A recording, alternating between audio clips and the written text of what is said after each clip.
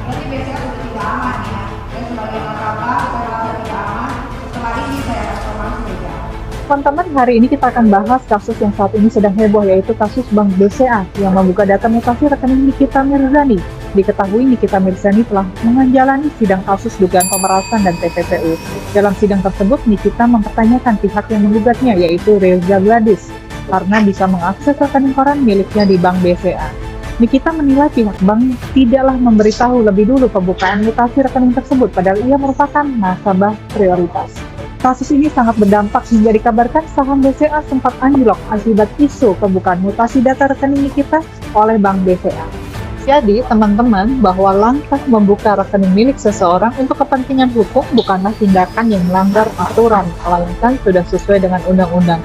Undang-undang tentang kerahasiaan bank memang melindungi data nasabah, tetapi ada pengecualian dalam kasus dugaan tindak pidana seperti penipuan, penggelapan, tindak pidana pencucian uang, TPPU, maupun pemerasan.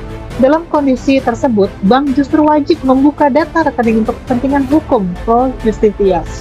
Jadi, tanpa perlu persetujuan pemilik rekening, bank bisa membuka rekening untuk kepentingan hukum dan dasar dan jelas dan legal, tidak ada yang dilanggar.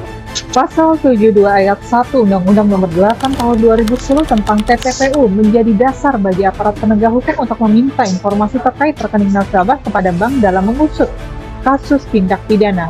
Bahkan bank juga mendapatkan kekebalan untuk tidak dapat dituntut secara perdata maupun pidana atas dasar tindakan tersebut dengan pasal 72 ayat 2 Undang-Undang TPPU. Secara tegas mengecualikan bahwa rahasia bank dan kerahasiaan transaksi keuangan untuk kepentingan penyidikan.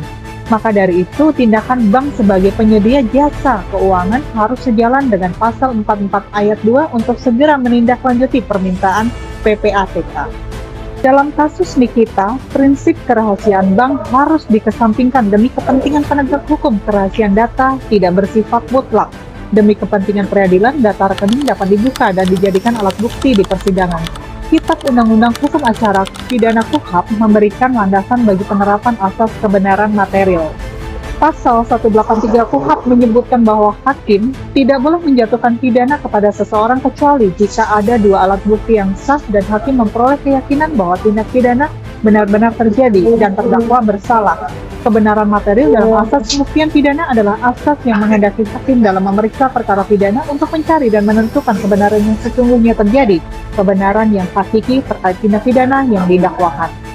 Dengan demikian, asas kebenaran material dalam pembuktian pidana sangat penting untuk memastikan bahwa putusan pengadilan didasarkan pada kebenaran yang sesungguhnya, bukan hanya pada bukti-bukti formal yang ada demi tercapainya keadilan yang sejati.